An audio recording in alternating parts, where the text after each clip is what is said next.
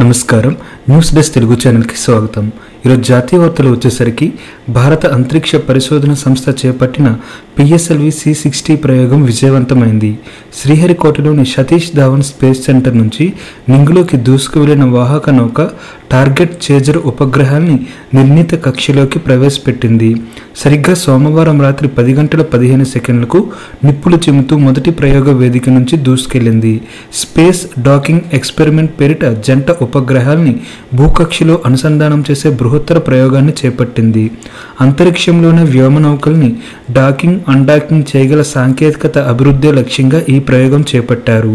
PSLV ద్వారా ప్రయోగించిన 2 చిన్న వ్యోమనౌకల్ని అంతరిక్షంలోనే ఒకదానితో ఒకటి డాకింగ్ చేయించడం ఈ మిషన్ ప్రధాన లక్ష్యం. ఆ టార్గెట్ చేజర్ ఉపగ్రహాల బరువు 440 కిలోలు ఉంటుందని ఇస్రో తెలిపింది. భూ ఉపరితలం నుంచి 470 కిలోమీటర్ల ఎత్తున వృత్తాకార కక్షలో 2 వ్యోమ నౌకలు స్వతంత్రంగా ఏకకాలంలో డాకింగ్ అయ్యేలా ప్రణాళిక సిద్ధం చేశారు.